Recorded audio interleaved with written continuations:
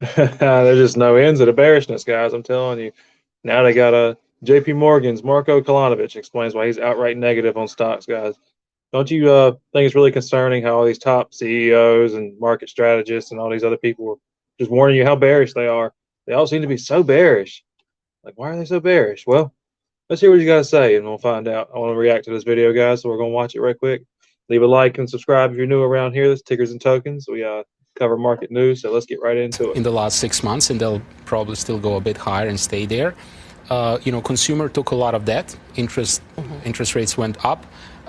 Consumer was resilient, and that was a sort of our thesis last year, that corporate and consumers are very resilient. But as the time progresses, they're less and less resilient. So we do think that we will have a recession. The question is whether it's a mild or less mild, both here in the U.S. and in Europe. So sort of as the time passes, we think that fundamentals are deteriorating, and the market has been moving up, so that has to clash at some point. Yeah, it feels almost like investors just are hoping that things won't be as bad. The recession will be mild. We've heard that time and time again from CEOs. We've been hearing that since last year, honestly. They kept saying the recession's going to be very light, very mild. Probably won't even see any job losses. We're already starting to see those tick up. I mean, looking at the big tech companies, just in the last couple months, they've laid off tens of thousands each one. Google, Microsoft, Meta, Amazon, you name it. They're all laying off these jobs and stuff. You haven't seen any out of Apple yet. Apple's always the last one to fall in these situations. I'm waiting to see if Apple loses a bunch of jobs. That's going to be a bad sign right there, buddy. That's going to be really, really, really bad news if Apple loses a bunch of jobs. I think it's coming. I'll be honest with you. I really do think it's coming. And this guy's like one of the top strategists at JPMorgan. He's telling you straight up, like, yeah, we market's pricing like a mild recession, but we don't see it that way. So he's saying the market's a little overexcited, and I would agree. This rally around makes no sense. So at this point, saying, you know what, we don't see things as being that bad. It's almost like people want to be lazy long at this point. I mean, how would you characterize the market action yourself? It's a little bit like that. So there's a little bit of sort of a technical move higher, like the trend followers started covering shorts, adding some longs. Volatility, VIX declined a lot, below 20. So declining VIX usually brings some inflows, some systematic, some discretionary. Then people start believing in narratives that things will be better. We have a China, which gives a little bit of a sentiment.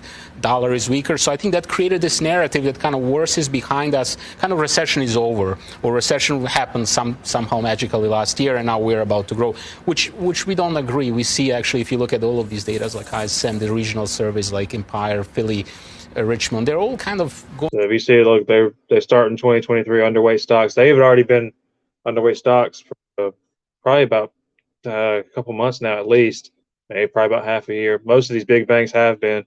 They've been warning. I think of Jamie Dimon especially, warned of like the economic hurricane. The guy went kind of back and forth a little bit. No, not picking on Jamie Dimon, just saying, you got one time they're like, oh, everything's bad news, and it really depends on your perspective, guys, because there's also a really good time to get long-term positions too. So I'm actually increasing my position in stocks more and more and more, especially the more I see articles like this where big money's trying to get out. Well, they want to get out. I want to get in because they're going to come flooding back in. They don't like sitting on cash all day. Going lower. So for me, question is, what's going to make this survey turn up? These data point turn up. And I don't see that happening unless Fed cuts, and Fed doesn't have an intention to cut now. So I do think things have to get worse before they get better. So the VIX, I'm puzzled at. I think things will get a lot worse before they get a lot better, and you're going to see massive layoffs, guys. The Fed's they're going to bring it to us. They got to cut this inflation down the best they can. So you're just going to see massive unemployment, guys. And I hate to even say it. I really do. I just don't want nobody to lose their jobs, man. It's a terrible, terrible thing.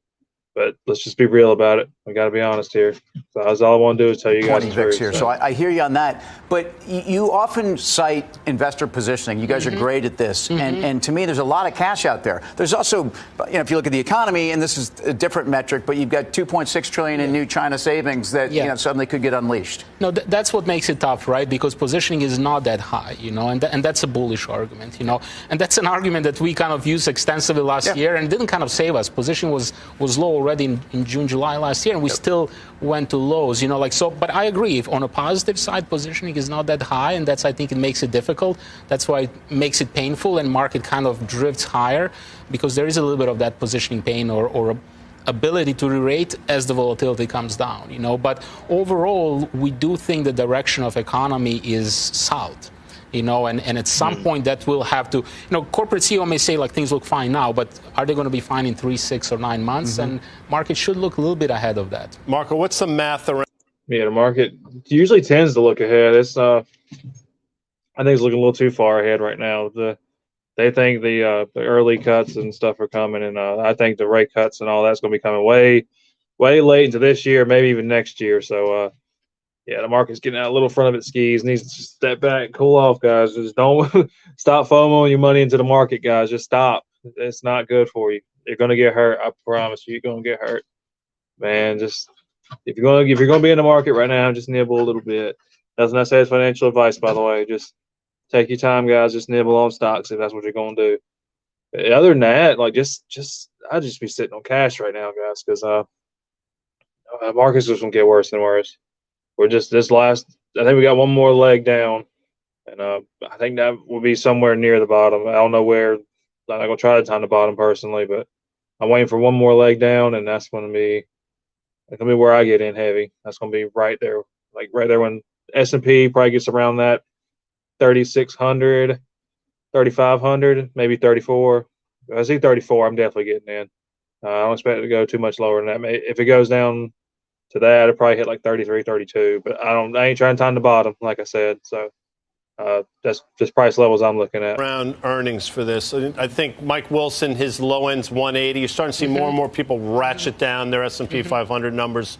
What are yours? So, look, we are at 205. It's a tricky, right? So we are at 205, which sort of prices in mild recession, right?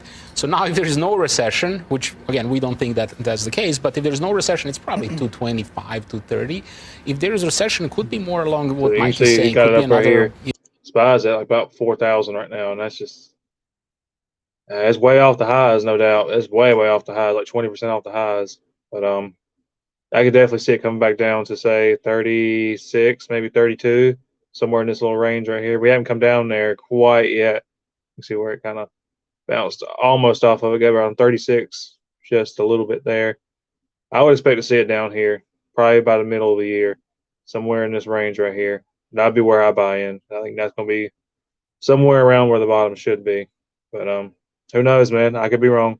I'm not a financial advisor. This is why you do your own research. 10% lower, so call it 180, 190. So we're sort of in between, so very mild recession, that's what we're pricing in. Now, we can be wrong both ways. It can be worse or it can be a bit better if we avoid recession. But we do think it's 200 and then 205 and then multiple. They're giving a price target of 4,200 by year end.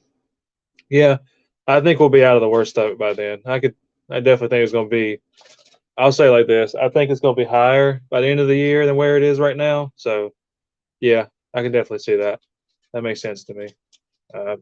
I think the worst part of the recession is going to be in the first 9 months of this year, no doubt about it. And by the time we get to about fall, maybe winter this year, I think we'll be out of the worst of it. I don't know. I ain't gonna say we're seeing rate hikes or anything like that, or rate cuts. Sorry, I don't think we'll see rate cuts by then necessarily. But it's a possibility. I mean, it's always a possibility. We'll have to wait and see, won't we? It's a little bit high now, given that the Fed is still moving higher. It doesn't sound like your PE matches with what you foresee for the economy, though. I mean, if you say the 205 reflects a mild recession, and the indicators that you take a look at indicate that everything's going to go south even more, that doesn't say to me mild. Yeah, you're right. So that's why what we are projecting, and it is a little bit convoluted. So we think things first turn south, get much worse, then Fed quickly cuts, or reacts or signals cutting, and that basically inflects us higher. So we still are hoping that there's going to be some backstop in the So when you look at all these data kind of rolling off, if they're left unchecked at 5% plus interest rates, it would be much worse, more along the lines what some of our competitors are saying. But we think at some point they'll backstop it. So the big question is where is it? 3,600, 3,400, 3,200, sort of, we don't have a very strong conviction, but we do think lower is the direction. Right. Marco, when you think of your 205 S&P I'd give for one of this those year, price levels as one of my own personal ones. Again, do your own research. Don't take everything I say as gospel. I'd look for that 34, 33, 3,200. Like I said earlier, that's about where I got it at. If you just look at the technicals, that's where it seems to be headed. I mean, think about these large multinationals make up a big part of that, right? And so right now we're waiting for Microsoft's guidance right here. And so what are the incentives, especially with the dollar that you just mentioned that's so weak? And that was one of the reasons why they warned, let's say, 6 to 9 months ago. Do they have any incentives, these major companies, just to inch it out, like quarter by quarter, rather than just kind of take big cuts? So that could be a path that we just gradually deflate, get rid of some of the excesses. The dollar stays a tailwind at these lower levels. So that's this sort of a soft landing scenario whereby consumer can kind of, still survive next, call it 6 to 12 months. It's possible. It's a risk to our base case scenario. I happen to think that, there is usually some contagion or something that happens unexpected. One thing leads to another, and market a little bit kind of front runs all of those developments. So I think it's less likely that you have this type of very soft, gradual, range-bound market until we are ready to rally, let's say in 2024. So it's possible. In that case, we're not going to be right. But fundamental to your turnaround is the idea that the Fed will flinch.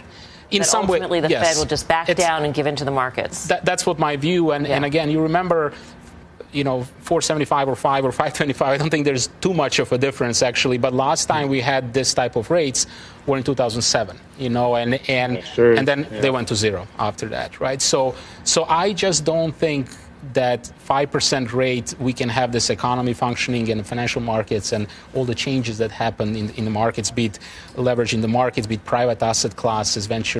I mean, no, we can't have it functioning with this 5% interest rate, but we can't have it functioning with a 6 or 7% inflation rate either. So something's got to give, and ideally they both have to give, but we want to see inflation give first. That's the whole reason we're even doing these damn interest rates. Let's get the inflation down.